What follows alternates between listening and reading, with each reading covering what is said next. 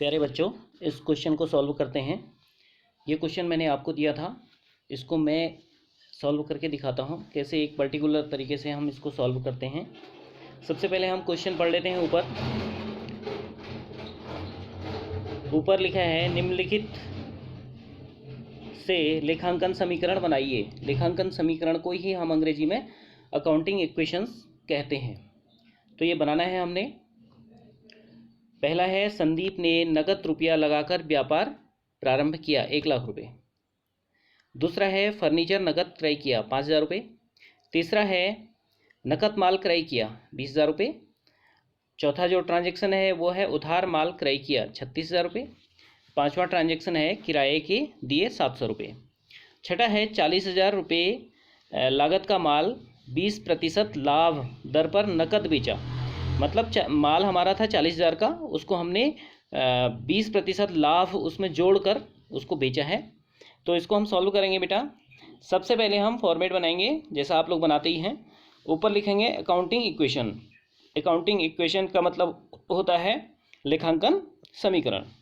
और उसमें जो पहला कॉलम बनता है सीरियल नंबर, दूसरा बनता है ट्रांजैक्शन, और तीसरा बनता है एसेट्स, और बीच में एक इक्वल टू का साइन बनता है बराबर का। और उसके बाद एक कॉलम बनता है लायबिलिटी प्लस कैपिटल। उसमें पूंजी और लायबिलिटी जो भी दायित्व होते हैं वो सब जुड़ते हैं। देखो, जो हमारी कैपिटल है वो भी हमारी लायबिलिटीज़ होती है, लेकिन इसको हम प्लस कैपिटल इसलिए लिख देते हैं क्योंकि लायबिलिटीज़ का मतलब है बाहरी जो थर्ड पार्टी है उसको देना है। अब जो ऑनर है, मालिक है, वो थर्ड पार्टी नहीं है, वो सेकेंड पार्टी है, इसलिए उसका हम ऑनर का जो मालिक का, ऑनर को अंग्रेजी में ऑनर और हिंदी में मालिक कहते हैं, तो मालिक को हम कैपिटल के रूप में दिखाते हैं। तो हमने लायबिलिटीज़ प्लस कैपिटल लिख दिया इसमें। तो पहला जो ट्रांजैक्शन है वो है, संदीप ने नकद रुपया लगाकर व्यापार आरंभ किया 1,00,000 रुपये। 1,00,000 रुपये संदीप ने लगाए हैं, कैश के रूप में लगाए हैं। तो हमारे बिजनेस में हम जो भी एंट्री कर रहे हैं वो बिजनेस की कर रहे हैं। तो बिजनेस में क्या हो रहा है, पैसा आ रहा है। तो हमने पूरा ना लिख के हमने बिजनेस स्टार्टेड लिख दिया। तो कैश हमारे पास 1,00,000 रुपये आई। और दूसरा कहाँ प्रभावित हो रहा है, दूसरा हमारी लायबिलिटीज़ बढ़ रही है, कैपिटल बढ़ रही है, क्योंकि अब मालिक को तो बिजनेस ने मालिक को वापस करना है, तो वो हमारी एक प्रकार से लायबिलिटी है, कैपिटल के रूप में उसको दिखा देंगे। दूसरा है फर्नीचर नकद क्रय किया।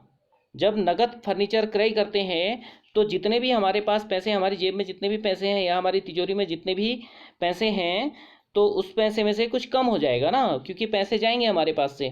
तो फर्नीचर परचेज्ड हमने इसका ट्रांजैक्शन लिख दिया, और जो कैश है उसमें से 5,000 माइनस कर दिया। तो उसके बाद दूसरा हमारा जो प्रभावित हो रहा है वो हमारा फर्नीचर आ रहा है हमारे पास। तो आ रहा है तो हमारा फर्नीचर जो होता है वो एसेट्स होती है, एसेट्स के रूप में उसको दिखाएंगे 5,000, और इस ट्रांजैक्शन से कोई प्रभावित नहीं हो रहा है। तीसरा है नकद माल क्रय किया। जब नकद माल क्रय करते हैं जो तीसरी ट्रांजैक्शन करेंगे, तो उससे पहले हम ये जो दो ट्रांजैक्शन हमारी हुई हैं इनके आधार पर हम एक नई इक्वेशन बना लेंगे ताकि हमें प्लस माइनस करने में आसानी रहे। तो न्यू ट्रांजैक्शन जब हम बनाते हैं,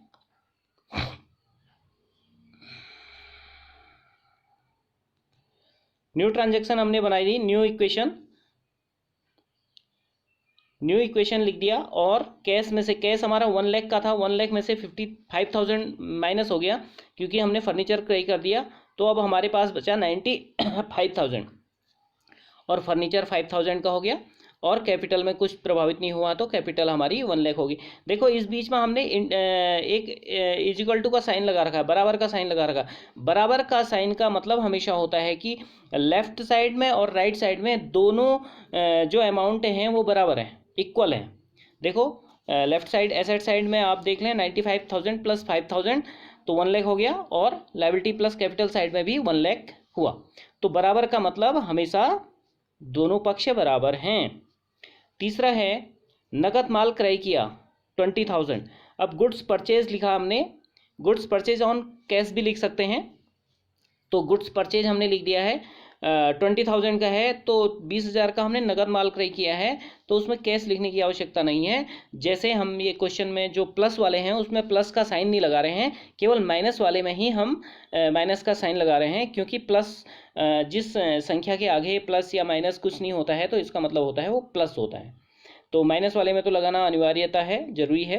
तो नगद माल क्रय कर रहे हैं तो हमारे पास जितने भी पैसे थे वो उनमें से जितने का हम खरीद रहे हैं उतने कम हो जाएंगे, 20,000 रुपये हमारे घट जाएंगे। हमारी तिजोरी में 95,000 थे, उसमें से 20,000 रुपये हमने किसी को दे दिए, हमने उससे माल खरीदा तो 20,000 रुपये कम हो जाएंगे। और गुड्स हमारी एसेट्स होती है, ये गुड्स हमारे पास आया तो हमारी एसेट्स होती है, तो एसेट्स हमारे पास बढ़ गई, 20,000 रुपये से हमारी संपत्ति बढ़ गई है।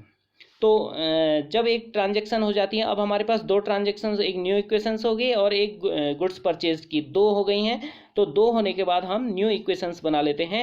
न्यू इक्वेशंस, इसमें से 95,000 में से 20,000 माइनस किया, 75,000 हो गया। और फर्नीचर में कोई अंतर नहीं आया तो 5,000 है, और गुड्स में भी कोई अंतर, सॉरी गुड्स तो 20,000 का आ गया था, हमने खरीद लिया था तो 20,000 ये हो गया।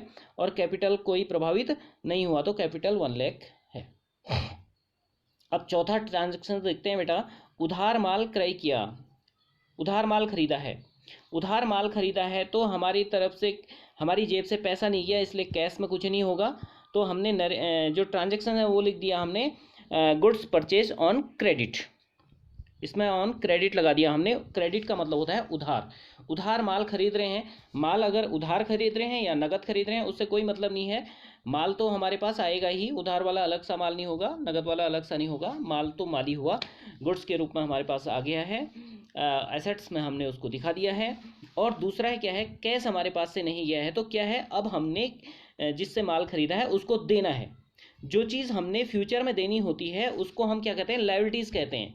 लायबिलिटीज़ में ये क्रेडिटर को हिंदी में कहते हैं लेनदार, मतलब वो हमसे पैसा लेंगे। तो लेनदार हमारे 36,000 रुपये से बढ़ गए, तो 36,000 रुपये हमने क्रेडिटर्स में दिखा दिया, दायित्व हो गया ना। तो इसके बाद हमारी न्यू इक्वेशंस बन जाएगी। हमारे कैश में कोई प्रभाव नहीं पड़ा था 75,000, फर्नीचर में कोई प्रभाव नहीं पड़ा 5,000, और हमारा जो गुड्स है, गुड्स 20,000 का पहले से था, और 36,000 का फिर हमने खरीद लिया तो ये 56,000 हो गया। और जो क्रेडिटर्स हैं उसमें भी कोई प्रभाव नहीं पड़ा, और हमारी कैपिटल भी वैसी की वैसी है। अब हमारा पांचवा जो ट्रांजैक्शन है, किराए के दिए 700 रुपये, 700 रुपये हमने किराए के दिए हैं। तो हमारा खर्चा है, ये हमारी जेब से गया है। हमारी का मतलब है मेरी जेब से नहीं गया है, या जो अकाउंटिंग कर रहा है अकाउंटेंट उसकी जेब से नहीं गया है, ये बिजनेस से गया है। यहाँ पे हम समझाने के लिए हमारी जेब से तो कह रहे हैं, लेकिन मैं कौन हूँ, मैं अकाउंटेंट हूँ, मतलब मैं बिजनेस हूँ, मतलब मैं अकाउंटेंट हूँ और मैं बिजनेस का अकाउंट बना रहा हूँ। तो सारी चीज़ें जो भी हो रही हैं मैं कह रहा हूँ, तो इसका मतलब है बिजनेस से। तो रेंट पेड 75,000 रुपये हमारी तिजोरी में थे, और उसमें से 700 हमने रेंट के दे दिए, तो हमारे पास अब कम रहेंगे। तो -700 हो गया, और कैपिटल हमारी कम हो जाएगी 700 रुपये से। मैंने आपको बताया था बेटा, जो भी बिजनेस में प्रॉफिट होता है उसका मज़ा कौन लेता है, ऑनर लेता है। तो ये कैपिटल भी ऑनर की होती है, मालिक लेता है।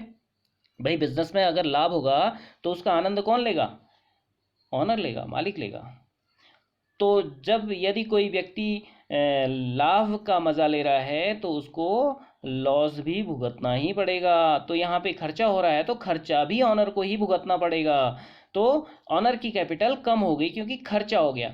तो इस प्रकार से मैं आपको बता सकता हूँ कि जितने भी प्रॉफिट होते हैं वो हमारी कैपिटल में जुड़ते जाते हैं, और जितने भी हमारे खर्चे होते हैं या लॉस होते हैं वो हमारी कैपिटल में से हमारी कैपिटल घटते जाती है। तो इस प्रकार से हमारी न्यू इक्वेशंस आ गई है। 75,000 माइनस 700 ये 74,300 हो गया। और फर्नीचर में हमारा कोई प्रभाव नहीं पड़ा 5,000, और हमारा गुड्स में भी कोई प्रभाव नहीं पड़ा 56,000, और क्रेडिटर्स में भी कोई प्रभाव नहीं पड़ा इतना 36,000। और हमारी जो कैपिटल है, कैपिटल कम हो गई है, 1 लाख में से 7,000 माइनस हो गया 99,300 हो गया। और बेटा लास्ट जो ट्रांजैक्शन है हमारी 40,000 रुपये लागत का माल 20% लाभ दर पर नगद बेचा। माल कितने का था? 40,000। तो हमारे जो गुड्स है उसमें से केवल 40,000 माइनस होगा। कितना होगा? 40,000 माइनस होगा, क्योंकि माल तो 40,000 का है और हमें मिला कितना है? नगद है। तो हमें कितना मिला है? जितना मिला है उतना हम लिखेंगे 48,000 मिला है। माल कितने का था? 40,000 का, और हमें मिले कितने पैसे? 48,000। तो 8,000 रुपये कहाँ गए?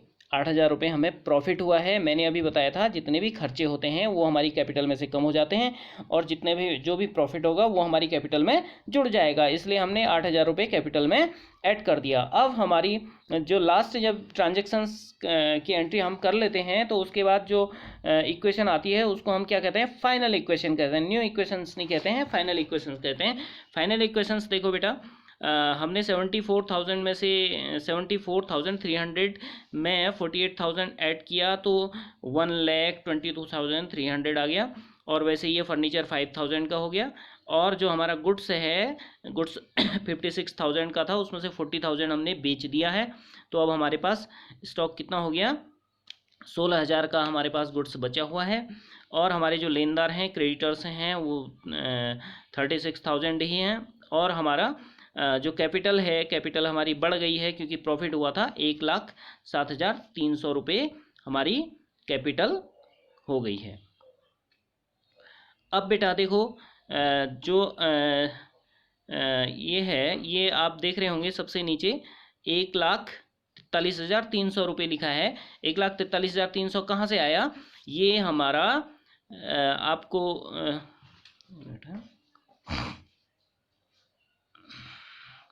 1,43,300 ये वाली अमाउंट है। ये कैश, फर्नीचर और गुड्स, इन तीनों का जोड़ है 1,43,300। और यहाँ पे भी लिखा है हमने 1,43,300। तो ये है क्रेडिटर्स और कैपिटल, इन दोनों का जोड़ है। ये मैंने इसलिए लिखा है क्योंकि डेबिट मतलब एसेट साइड और लायबिलिटी साइड का टोटल जो होता है वो बराबर होता है। इसको वेरीफाई करने के लिए मैंने ये लिखा है। तो इस प्रकार से ये हो गया बेटा। और एक इसमें जो लास्ट वाली जो ट्रांजेक्शन्स थी, 40,000 रुपये का माल था, तो हमने ऐसे इसको कैलकुलेट किया है। 40,000 रुपये का माल था और उसको हमने कितना? 20%, 20/100, इस प्रकार से इसको कैलकुलेट किया था। तो ये 8,000 रुपये प्रॉफिट आ गया था। तो 40,000 गुणा 20, 40,000 गुणा 20/100, तो ये हमारा 8,000 रुपये हमारा क्या आया? प्रॉफिट आया। इस प्रॉफिट को हमने कहाँ दिखाया? ये कैपिटल में हमने जोड़ के दिखा दिया था। तो इसकी कैलकुलेशन इस प्रकार से है। और हमने बेचा कितना? 20% प्रॉफिट में बेचा। तो हमने क्या किया बेटा? जो ये 40,000 है, 40,000 प्लस 8,000 कर दिया, तो 48,000 में हमने उसको बेचा, इसलिए हमने सेल्स कितनी दिखाई? 48,000 दिखाई। तो इस प्रकार से ये आपका क्वेश्चन पूरा हो जाता है। Thank you.